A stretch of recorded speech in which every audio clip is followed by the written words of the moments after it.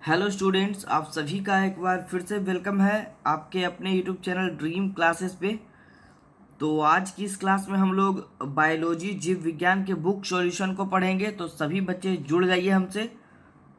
आज की यह क्लास काफ़ी मज़ेदार होने वाली है जी। ठीक है, तो इसके वस्तुनिष्ठ प्रश्नों की वीडियो को अगर आपने नहीं देखा है तो जाइए हमारे चैनल के प्लेलिस्ट में जाकर के आप देख सकते हैं। और आज हम लोग जो ये टॉपिक पढ़ने वाले हैं उसमें हम लोग आज चर्चा करेंगे हमारे जो बायोलॉजी जीव विज्ञान के चैप्टर 1 है जीवों में जनन, उसके पूरे बुक सॉल्यूशन के पार्ट 1 को कवर करेंगे। ठीक है, तो जो भी बच्चे हमसे जुड़े हैं, नए जुड़े हैं, वो चैनल पे वो सब्सक्राइब बटन दबा दीजिएगा चैनल का। और जिन बच्चों ने अभी तक बेल आइकन का नहीं प्रेस करा है वो ज़रूर कर दीजिएगा। ठीक है, चलिए।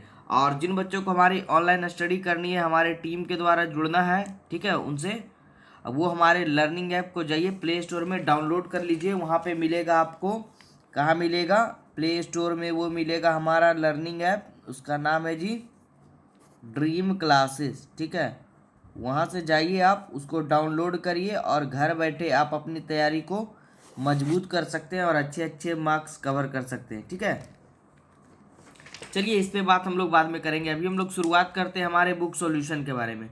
तो हमारा बुक सॉल्यूशन जो है आज का जीवों में जनन, चैप्टर का नाम क्या है, जीवों में जनन।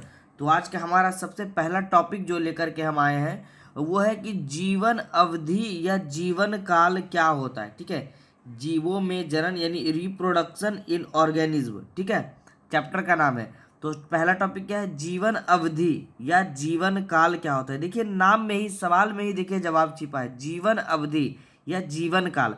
तो देखिए जवाब एकदम सटीक सा है कि किसी भी जीव के जन्म से लेकर प्राकृतिक मृत्यु, प्राकृतिक मृत्यु कहने का मतलब हुआ कि जब तक वो बुढ़ापा होकर ना मर जाए उसे ही हम लोग प्राकृतिक मृत्यु कहते हैं। ठीक है, प्राकृतिक मृत्यु तक के समय को जीवन अवधि या जीवन काल कहा जाता है। मतलब कहने का अर्थ ये हुआ सवाल का कि किसी भी मनुष्य का जब से मतलब उसका जन्म हुआ और जब वह बूढ़ा होकर के, वह बूढ़ा या बूढ़ी होकर के वह मर गया, ठीक है, उस पूरे अवधि काल यानी पूरे समय को क्या कहा जाता है, उस व्यक्ति का जीवन अवधि या जीवन काल कहा जाता है। ठीक है, कोई दुर्घटना में ना मरा हो, एकदम अपने आप वो प्राकृतिक रूप से मरा हो, तो वह पूरा अवधि जो है वह काल क्या कहलाएगा, जीवन काल। जैसे एग्जाम्पल में समझिए, ठीक है, कोई व्यक्ति जन्म लिया, ठीक है, जन्म लिया और वह मान लीजिए बूढ़ा होकर के 65 वर्ष में वह मर गया। ठीक है,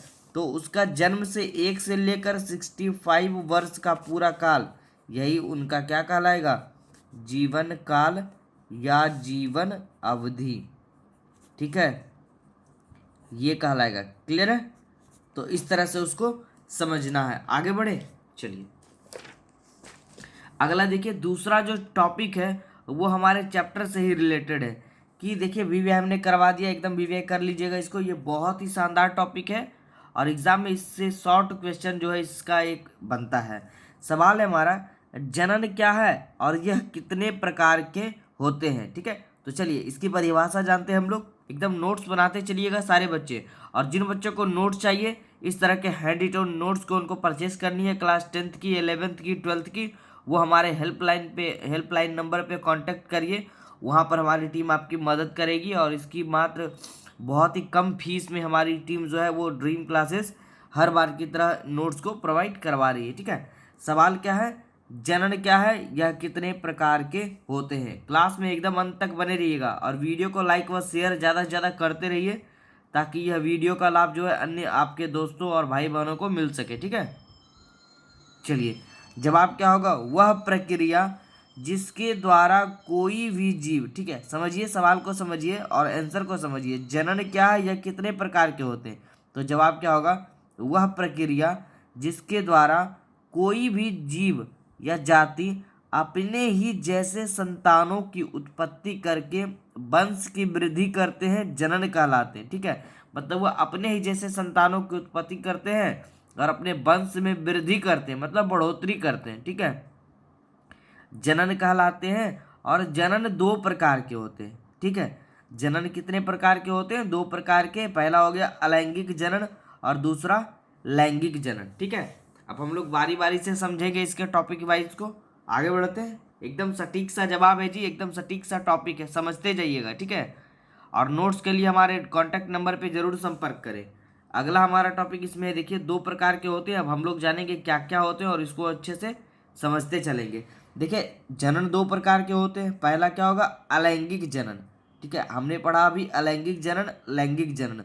तो अलैंगिक जनन के बारे में जानेंगे कि जनन की वह प्रक्रिया जिसमें केवल एक ही जनक भाग लेते हैं। ठीक है, एक ही जनक भाग लेते हैं, अलैंगिक जनन कहलाते हैं।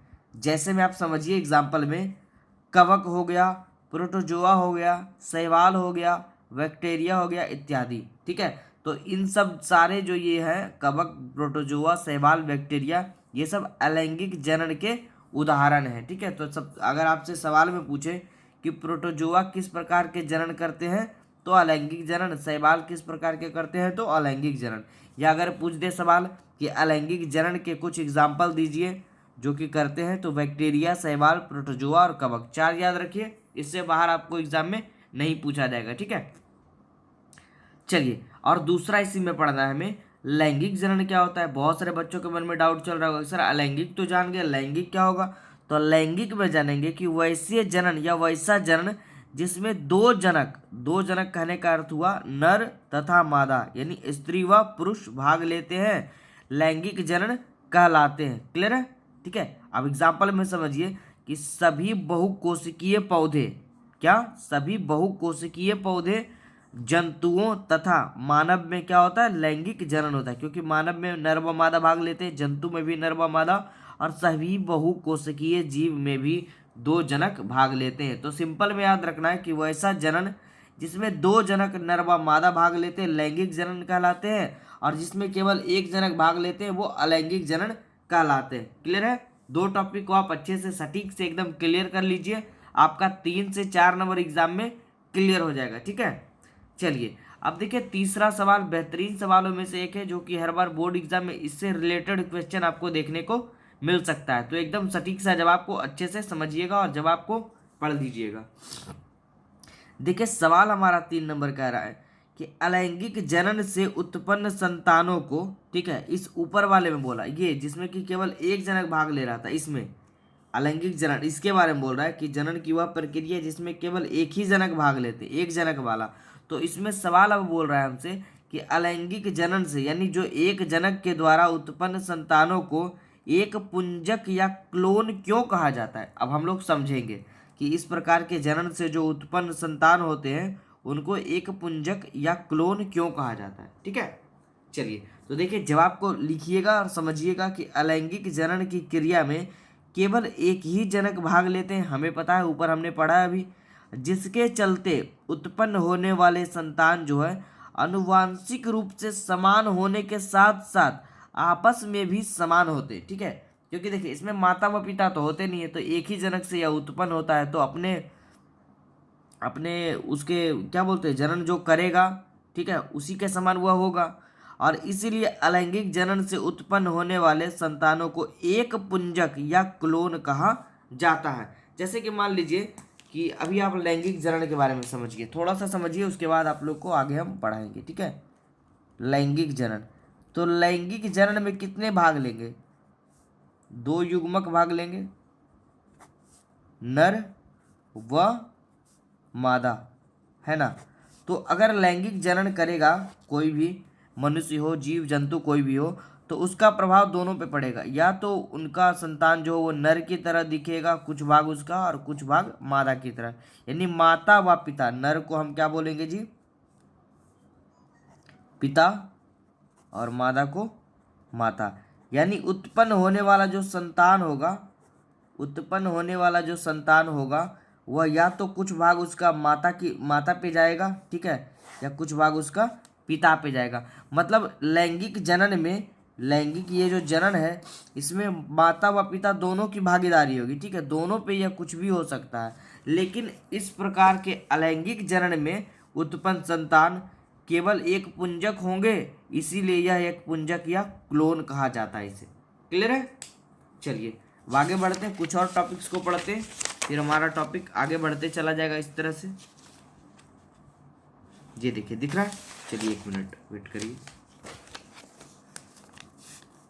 एकदम अंत तक बने रहिएगा, अच्छे अच्छे सवालों को देखेंगे और हमारा बुक सॉल्यूशन जो है वो क्लियर होते चला जाएगा।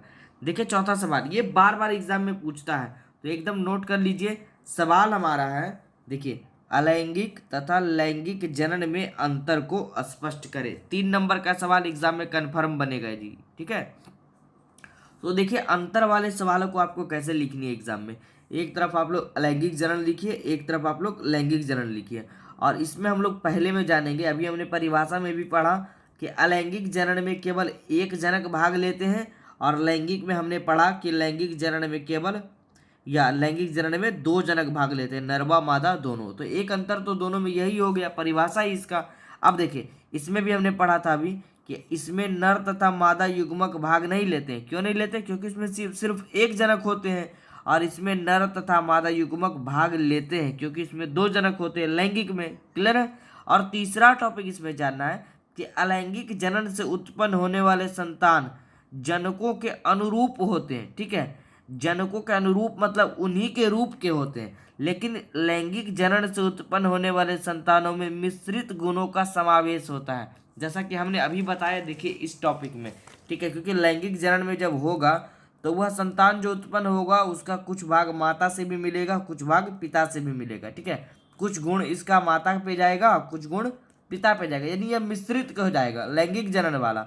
और अलैंगिक वाला तो केवल एक जनक से उत्पन्न हुआ है, तो वह तो पूरे उसी रूप में जाएगा। ठीक है, अलैंगिक वाला उत्पन्न संतान जनकों के अनुरूप होता है, जिससे वह उत्पन्न होगा उसी के रूप का होगा। ठीक है, चलिए अब आज हम लोग अगले लास्ट टॉपिक पे बात कर लेते हैं। आज का हमारा अंतिम टॉपिक जो है वो काफ़ी बेहतरीन है, और हमने उसको वीवीआई करवा दिया क्योंकि ये एग्ज़ाम के नज़रिए से काफ़ी बेहद ही शानदार है। ठीक है, तो एकदम अच्छे से समझिएगा और टॉपिक वाइज इसको क्लियर करिएगा। ठीक है, देखिए टॉपिक हमारा है कि मुकुलन क्या है, और हाइड्रा में मुकुलन को चित्र की सहायता से दिखलाइए। यह भी एक प्रजनन की विधि है जी, मुकुलन। याद रखिएगा सारे बच्चे। देखिए हमने वीवीआई करवाया है और आज हम लोग इसको सटीक ढंग से और चित्र के माध्यम से समझेंगे। ठीक है, तो पहले हम इसका परिभाषा जानेंगे कि मुकुलन है क्या। देखिए मुकुलन में जानेंगे हम लोग कि मुकुलन अलैंगिक जनन की एक विशेष विधि है। अलैंगिक जनन कहने का अर्थ हुआ इसमें सिर्फ एक जनक ही भाग लेगा। जैसा ही टॉपिक आएगा आपका टॉपिक एकदम क्लियर होता चला जाएगा। ठीक है, देखिए अलैंगिक जनन आ गया, मतलब इसमें केवल एक ही जनक भाग लेगा। तो मुकुलन अलैंगिक जनन की एक विशेष विधि है, और इस विधि में किसी जीव के शरीर में सबसे पहले एक उभार निकल आता है जिसे मुकुल कहते हैं। ठीक है, क्या कहा जाता है? मुकुल कहते हैं, और इसी के द्वारा जनन की विधि को मुकुलन कहा जाता है। इस मुकुल के द्वारा ही जनन होता है, उसे हम लोग मुकुलन कहते हैं। अब देखिए एग्जाम्पल में समझिए, हाइड्रा में मुकुलन। तो एक सवाल यहाँ पर आपका ऑब्जेक्टिव में ये बना, एकदम बार बार एग्जाम में ये पूछा जाता है कि हाइड्रा में जनन जो है वो किस विधि से होता है, तो याद रखिएगा मुकुलन विधि से। यहाँ पर देखिए आपका सवाल एक क्लियर हो रहा है। ठीक है, सभी बच्चे ध्यान देंगे, नोट करके एकदम टॉपिक को समझते जाइएगा, यहीं से आपका ऑब्जेक्टिव क्वेश्चन जो एग्जाम में निकलते जाएगा। अभी हम लोग इस सवाल में उदाहरण के तौर पर इसे देख रहे हैं, लेकिन ये बहुत ही काम देने वाला है। देखिए यहाँ पर देखिए एग्जाम्पल में इसका है हाइड्रा में मुकुलन। तो एक सवाल तो आपका क्लियर हो गया कि हाइड्रा में जो है प्रजनन जो है, जनन जो है वो मुकुलन विधि द्वारा होता है। अभी हमने पढ़ा कि मुकुलन अलैंगिक जनन की एक विशेष विधि है। क्लियर है? अब देखिए जानेंगे कैसे होता है, चित्र के माध्यम से। तो देखिए समझिए इसको, एकदम सटीक सा आंसर होगा, समझते जाइएगा तो आपका एक एक टॉपिक क्लियर रहेगा, और याद करने की आवश्यकता भी नहीं पड़ेगी, एकदम दिमाग में आपका चला जाएगा। देखिए हाइड्रा एक बहुकोशिकीय प्राणी है। ठीक है, बहुकोशिकीय मतलब एक कोशिकीय से अधिक, उसमें एक से अधिक कोशिका पाई जाती है। ठीक है, और सर्वप्रथम इसके शरीर में एक उभार निकलता है जो वृद्धि और विकास करके जनक शरीर से अलग हो जाता है और स्वतंत्र रूप से हाइड्रा के रूप में जीवन यापन करने लगता है। जैसा कि देखिए फिगर में दिख रहा है कि देखिए सबसे पहले यह क्या है, एक हाइड्रा है, और हाइड्रा में एक देखिए क्या बोल रहा है, देखिए सर्वप्रथम इसके शरीर में एक उभार निकलता है। देखिए इस हाइड्रा के शरीर में एक उभार निकला इस तरह से, छोटा वाला है ना, ये दिख रहा है आपको, समझिएगा सारे बच्चे। देखिए ये निकल रहा है इस तरह से, उभार निकला इसमें, और ये जो है ये क्या कहलाएगा, उभार निकलेगा तो ये मुकुल कहलाएगा। देखिए यहाँ पर देखिए ऊपर हमने पढ़ा था क्या कहलाएगा जी, देखिए उभार आता है जिसे हम लोग मुकुल कहेंगे। और यह पूरी विधि जो है वो क्या कहलाएगी, मुकुलन कहलाएगी, ठीक है, यानी कि पेरेंट हाइड्रा।